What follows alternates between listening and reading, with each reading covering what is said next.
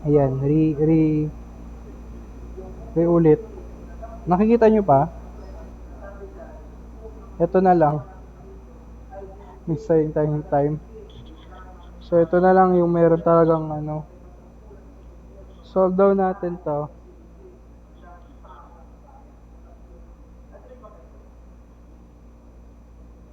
Ayan.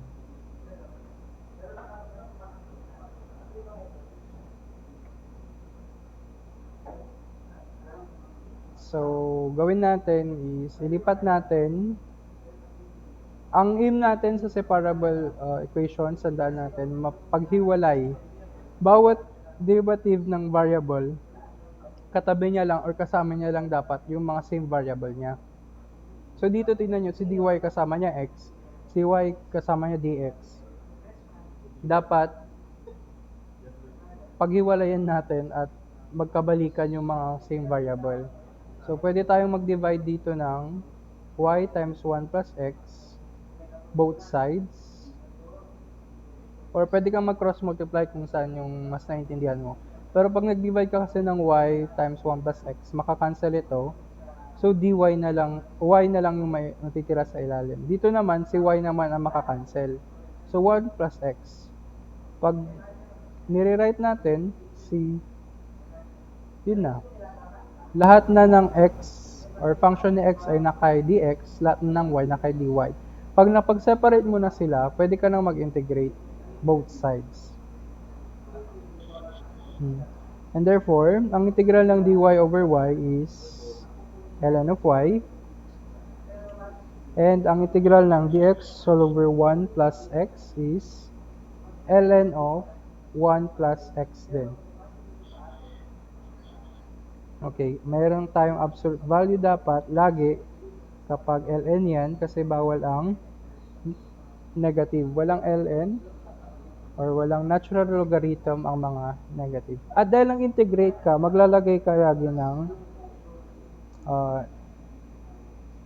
kagaya sa ginagawa natin sa integral calculus, maglalagay pa rin tayo ng arbitrary constant. So, pagsasamahin pero natin to, so, anong pwede natin gawin?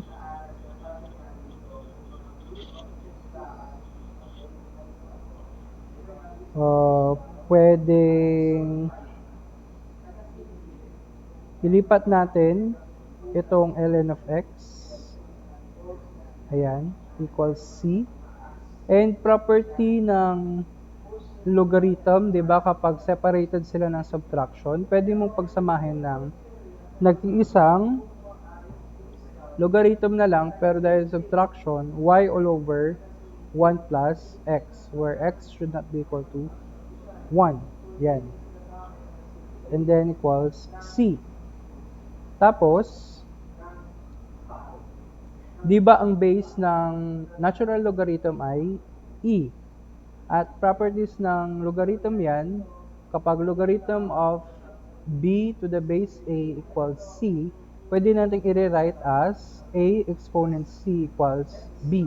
So in this case, dahil ang base natin ay e, and then c lang yung nasa kabila, so magiging e raised to c equals y all over 1 plus x. Tanggalin na natin yung absolute value kasi wala naman na yung ln. And then, rewrite lang natin, i-rewrite natin siya explicitly, ibig sabihin, si y lang ang matitira dun sa kabilang side, tapos sa kabila lahat ng x. So, cross-multiply mo lang yung 1 plus x sa ibaba, y equals e raised to c times 1 plus x. Dahil may absolute value yun, actually, may positive negative dapat yan, yung may absolute value tayo dito kanina. Pero para lang ma-separate natin yung y and makapag-form tayo ng explicit solution, pag sinabi natin explicit, lahat ng y nakakabit na sa right side, usually y lang talaga yung matitira dito, and then lahat na ng ibang variables nandito na sa kabila, especially function of x lang siya. Ayan. Ito na yung general solution nung differential equation natin na Ito. Yan na po yung sagot. Okay. Example number 2, isolve daw natin yung initial value problem na dy all over dx equals negative x all over y. Ang initial value or initial conditions is y of 4 equals negative 3. So first, bago mo may apply yung initial conditions, isolve mo muna yung general solution. So, ang dali-dali naman lang naman nito. Very obvious naman na pwede natin silang i-separate. Cross-multiply ka lang dyan. So, y dy equals negative x dx. Integrate both sides na kasi na-separate mo na no, yung variables. Integral of y dy is y squared all over 2 equals the integral of negative x dx is negative x squared all over 2 plus c. Pwede mong actually ilipat itong negative x squared. So, magiging positive x squared all over 2 plus y squared all over 2 equals c.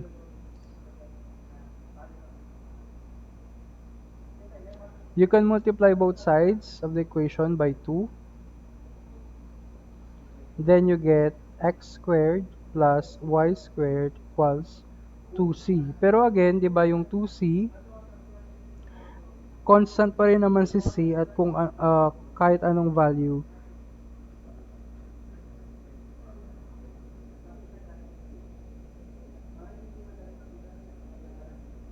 So, pwede natin siyang actually i-rewrite as c squared.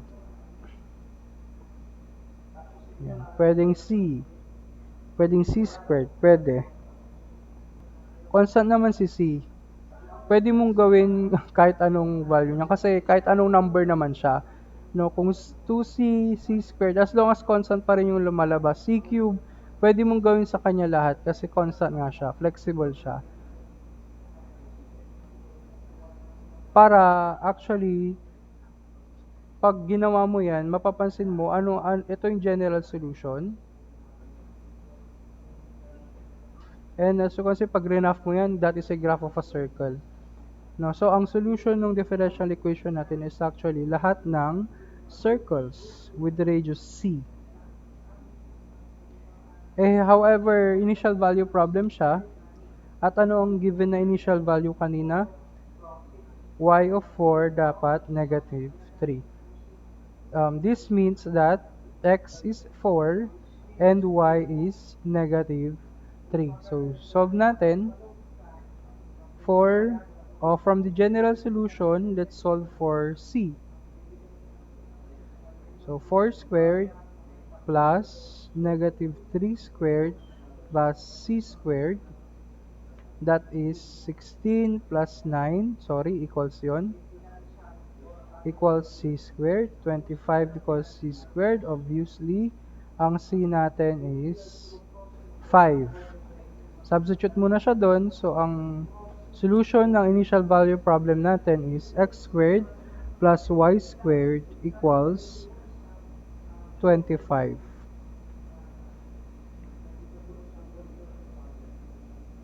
Yun na po yung ating solution for the given initial value problem.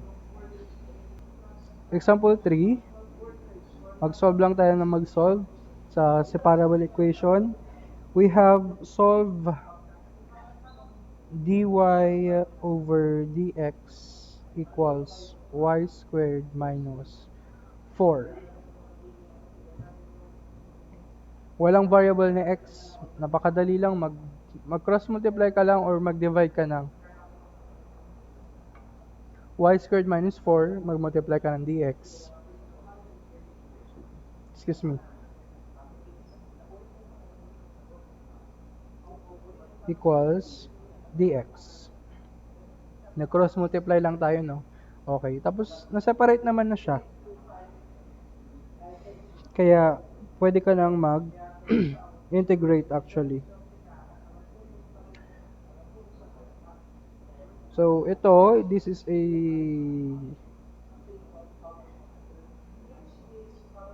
this part,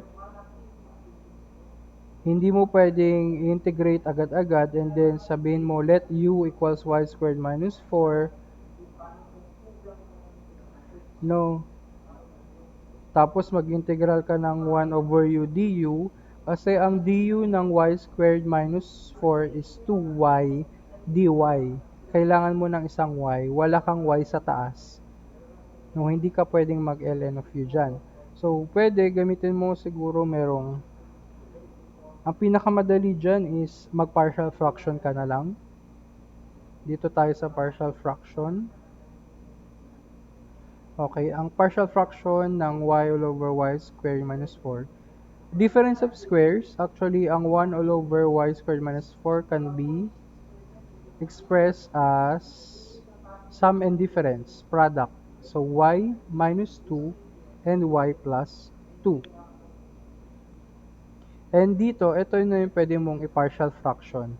Anong ibig sabihin ng partial fraction ulit? Paghihiwalayin natin yung mga products dito sa denominator into separate fractions. Ayan. And then we will determine A and B. Pwede kang magtakip method dyan na tinatawag or pwede mong gayahin yung talagang procedure para sa partial fraction.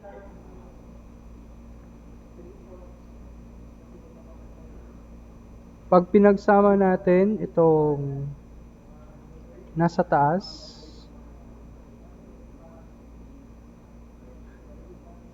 y times y plus 2 plus b times y minus 2. Sir, paano nangyari yan? Para ka lang nag-a-add ng fractions, di ba? Least common denominator is 6 or that is 2 times 3. Then 6 divided by 2 times 1. Ganun yung ginagawa natin, di ba? 2 times 3 is 6 divided by 3 times 2. Ganun lang din dito. Ang least common denominator ng y minus at y plus 2 is yung product nila. And then yung product, i-divide mo dito. Siyempre, pag nag-divide ka, makakancel yung y minus 2. Matitira lang yung y plus 2. Yung y plus 2, yun yung i-multiply mo sa taas. Kaya naging a times y plus 2 yan.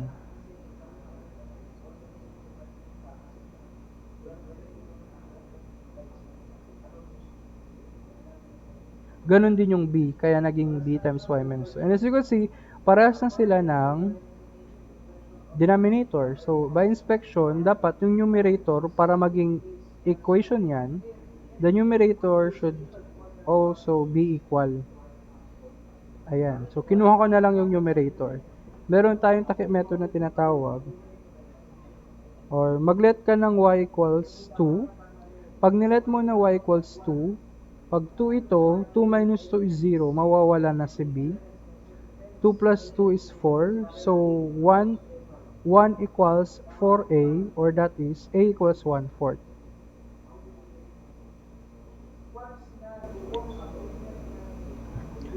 Kapag si y naman ay ginawa mong negative 2, si a naman ang mawawala kasi negative 2 plus 2, 0 na siya. Tapos si b ay magiging negative 2 minus 2, negative 4. So, b will become negative 1/4.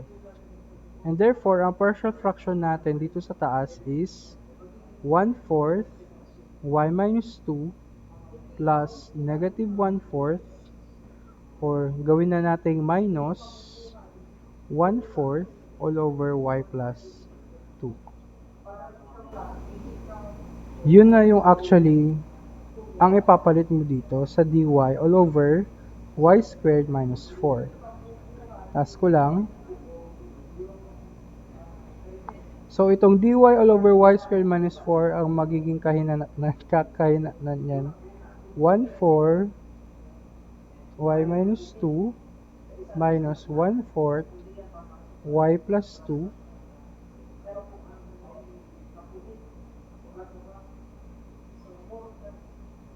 dy equals dx.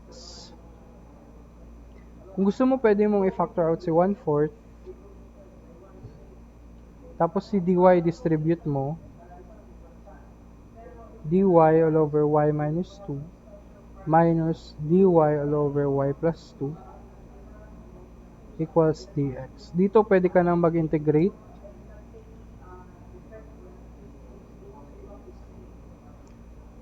Integrate, integrate, integrate. At anong nakuha mo? 1/4 times integral ng dy over y minus 2 ln of y minus 2 absolute value minus ln of absolute value of y plus 2 x plus c. Property ng logarithm ulit, y minus 2, y plus 2, separated sila ng subtraction. We can write that as ln of y minus 2 all over y plus 4 equals x plus c.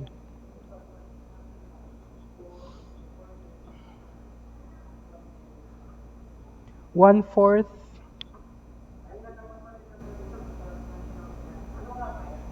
yung nasa baba, pwede tayong mag-multiply ng 4 both sides. So, para mawala na yung 1/4 sa kabila, ln of y minus 2 all over y plus 4 equals, syempre magmumultiply ka rin sa kanan, 4x plus 4c. Again, si c kahit anong multiply mo, kakainin niya lang, kaya c lang yan. Pwede na.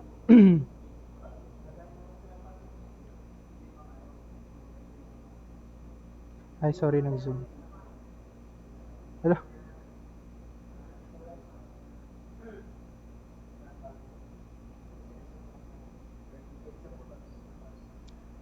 Property ulit ng logarithm, ang base nito ay e.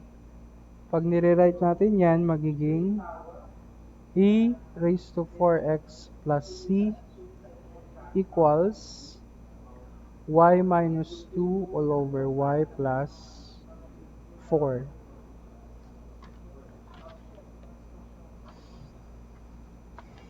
Okay, ang gusto natin, as much as possible, explicit solution siya. Ihihiwalay natin yung y, lagay natin sa kanan. So, paano natin gagawin yun? Cross multiply ko, e raised to 4x plus c times y plus 4 equals y minus 2. Ito, simple algebra na lang to. Dapat mapaghiwalay mo lang si y at si x explicitly. So, we have e raised to 4x plus c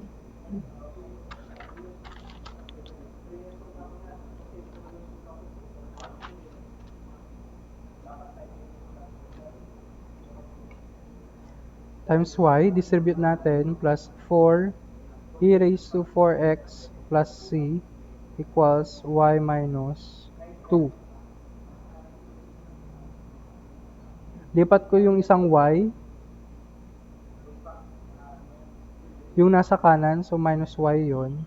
Tapos itong 4 times e raised to 4x plus c, ilalagay ko dito sa kanan din.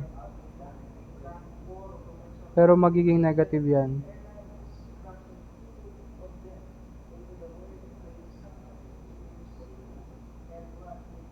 Pwede akong mag-factor out ng y dito sa left side. So, magiging e raised to 4x plus c minus 1 equals, pwede ko rin i-factor out si negative 2 dito sa kabila.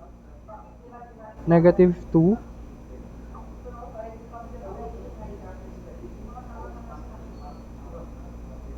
times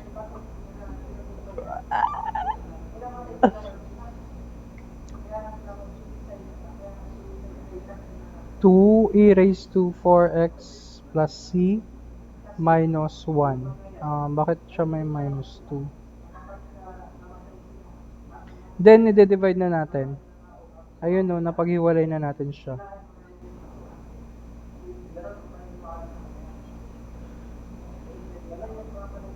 Cancel. Y equals negative 2 times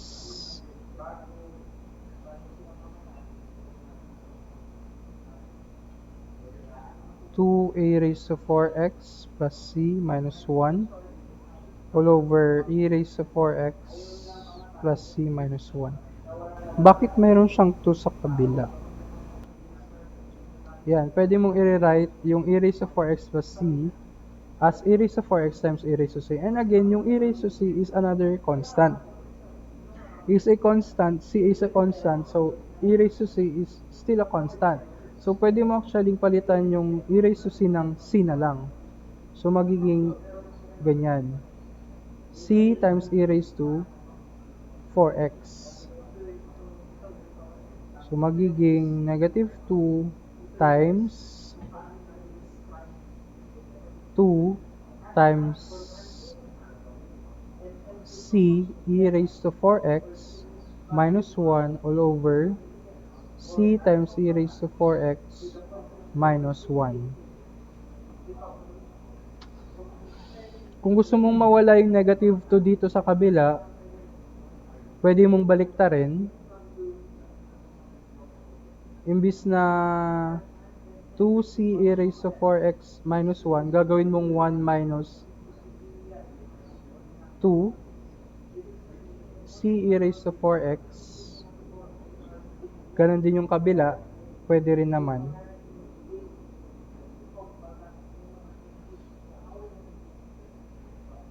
Para ka lang naglabas ng negative 1. Tapos naglabas ka rin ng negative 1 sa kabila.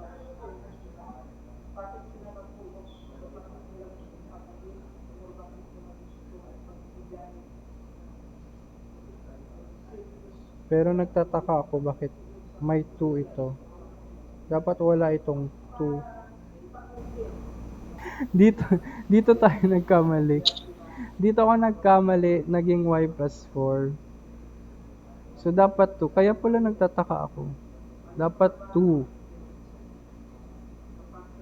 Dapat 2 yung nasa baba. Sorry na po. So, dapat 2 rin ito. So, dapat 2 rin ito. Ayun, kaya nagtataka ako bakit may 2 dun sa sagot.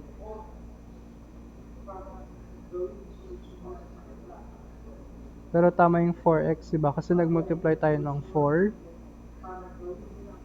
And then, pag distribute na natin dito, yung e raised to 4x plus c,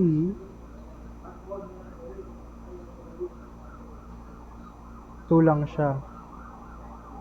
So, negative 2 lang din ito.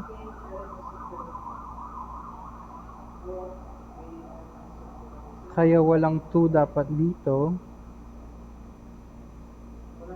Ayun.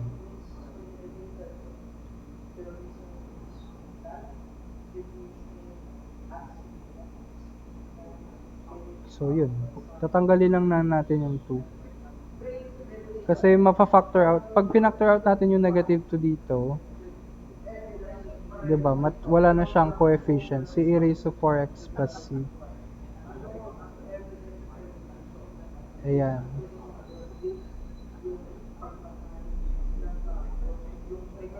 So, wala na yung 2 dito. Wala na yung 2 dito.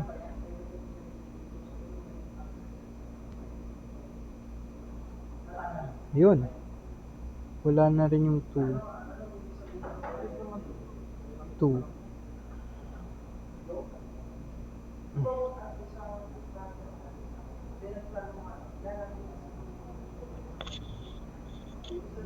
Plus, nung pag pinactor out natin yung negative 2 dito, magiging plus dapat yung nasa taas.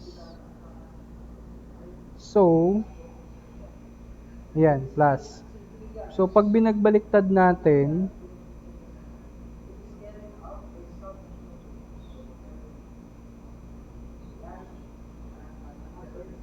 dapat magwa 1 minus siya. So, magiging positive to kasi originally, dapat plus to. So, pag binagbaliktad mo, dapat magiging positive.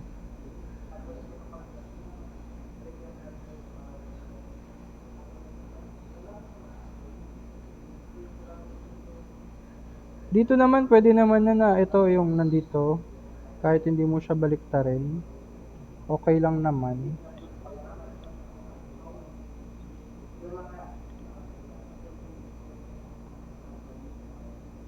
Bakit siya naging positive? Ito kasing numerator natin na since plus naman yung c e raised to 4x plus 1, kahit baliktarin mo, wala kang ilalabas na negative 1. Pero yung denominator na c e raised to 4x minus 1, pag babaliktarin mo siya ng 1 minus c e raised to 4x, maglalabas ka dapat ng negative 1. Yung negative 1 na yun yung kumansel dun sa negative ng negative 2. Kaya naging positive siya. Uh, for ano lang. Pero parehas lang din naman yung sagot niyan. Pwedeng ito at saka ito. So, yun. Sir, pwedeng iba yung magiging answer dyan, sir. Kasi yung sa akin, sir, Oh, magkabaliktad yung value ng A sa B dun sa partial fraction ko kanina, sir. Kaya iba yung lumabas, sir. bakit? Dapat yung Kasi, sir, plus, nauna yung Y plus 2 sa akin, sir. dapat siya pa rin yung negative. Wait Pag, lang, sir. kahit yung partial fraction, kahit sino yung unahin mo doon sa factors, kung sino yung negative, positive, ganun pa rin dapat. Sir, alin sa inyo yung negative, sir? Si A Yung or may si B, sir? yung may negative, yun yung y plus 2. Yes, sir. Tama naman, sir. Baliktaran sila. Yung positive, yun yung y minus 2. Kasi magbabaliktaran talaga yan. Sir, anong value ng A dun sa inyo, sir? 1/4. Positive, sir. Oo, positive 1/4. Nasaan na ba yun? Ito, yun. 1/4. Yung nasa ilalim niya ay y minus 2. Ito. Negative 1/4 yung nasa ilalim ni y plus 2. O, nagets ko. Nakikita ko na. Kasi siya yung magpa-positive sa denominator. Yes, sir. Tapos yung yung nasa taas mo ang minus. Yes, sir. Okay lang naman siguro yun. Kasi, yun nga, dito sa general solution, marami yan eh. Yung C dyan actually, dito, pwede mong gawing negative. Mababaliktad na kaagad. No? Ang mahalaga dun sa solution, dire-diretso siya na tama yung nasusunod. Yun lang. Okay lang naman.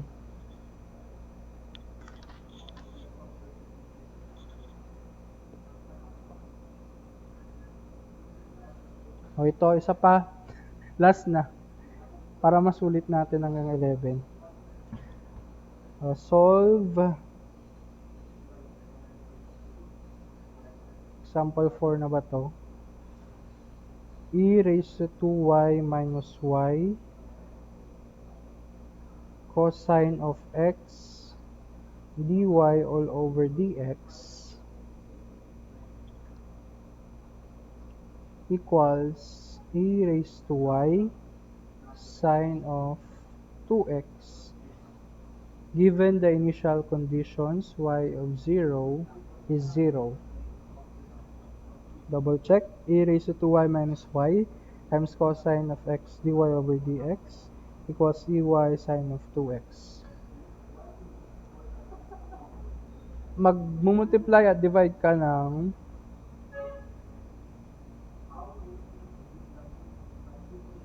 magde-divide ka ng cosine x tapos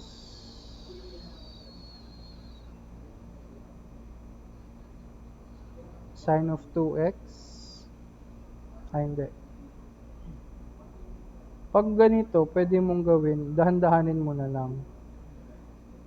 Si cosine x dito, since si dx yung nasa kabila ay nasa denominator natin, 'di ba? Mag-multiply ka muna ng x. Pag nag-multiply ka ng x, dx pala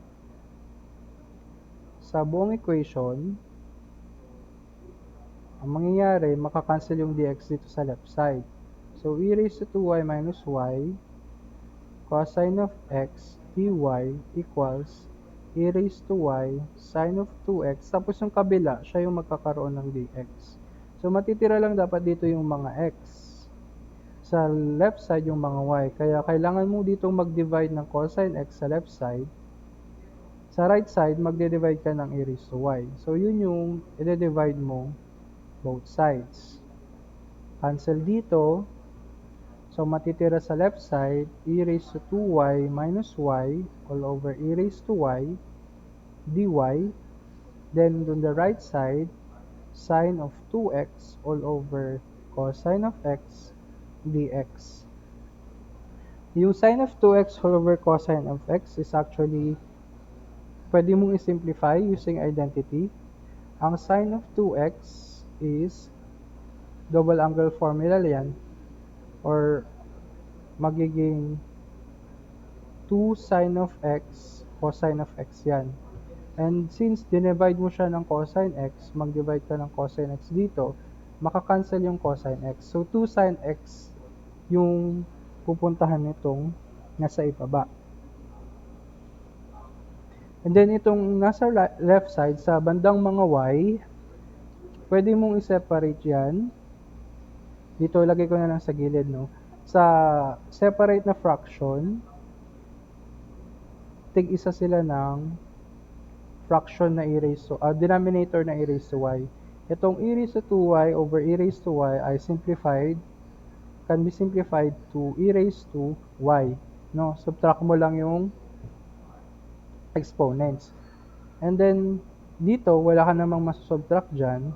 Gagawin mo na lang is, iangat mo na lang si e raised to y, kaso nga lang, magne-negative yung kanyang exponent. So, simplify, e raised to y minus y e raised to negative y dy. And then on the left side, 2 sine of x dx na lang. Pwede kang mag-integrate, or before that, pwede mong i-distribute muna si dy kung gusto mo.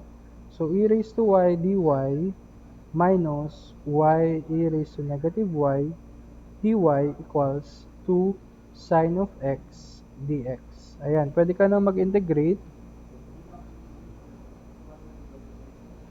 Integrate mo lahat ng may d. So, integrate, integrate, integrate.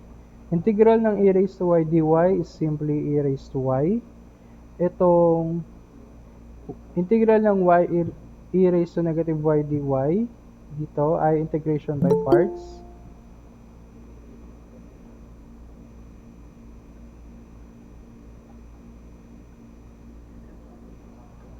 So, ano yung integration by parts natin dyan? Lagay ko na lang siya dito sa gilid, no? Let u equals y, and therefore, ang du natin ay dy. Let dv be equal to e raised to negative y dy, and therefore, ang v natin is negative e raised to negative y. U, v minus the integral of v du, integration by parts, so u, y times v negative e raised to negative y, so negative e raised to negative y minus the integral of v negative e raised to negative y. Ang dy is dy. Simplify, negative, negative, positive.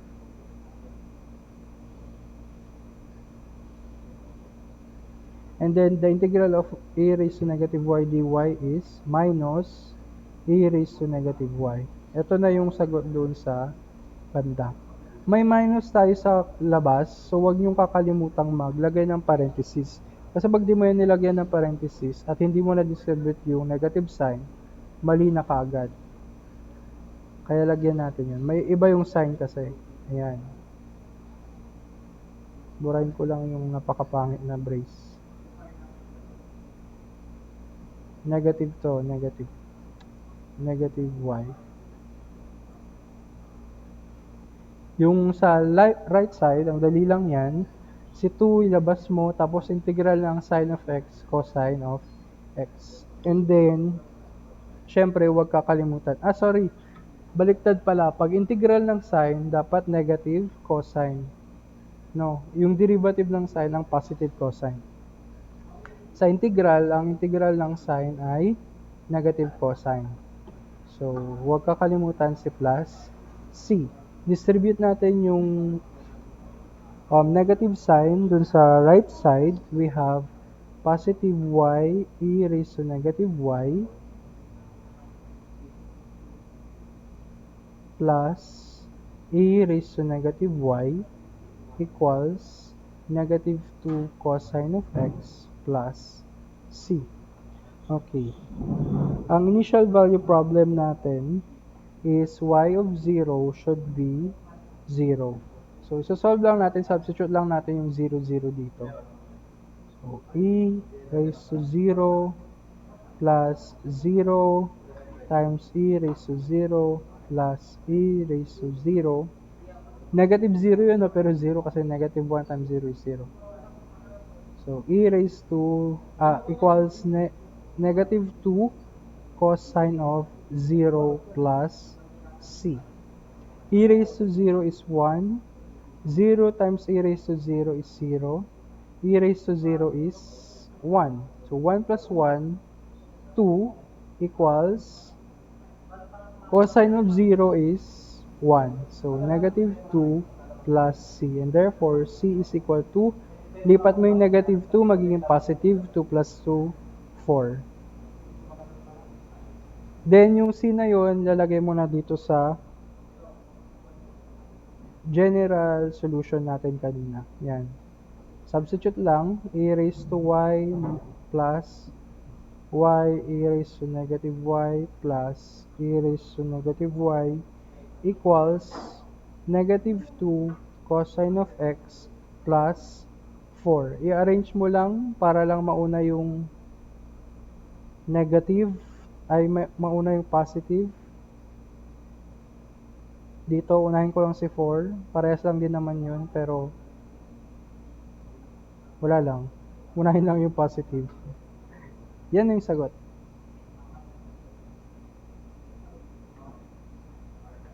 ng ating initial value problem.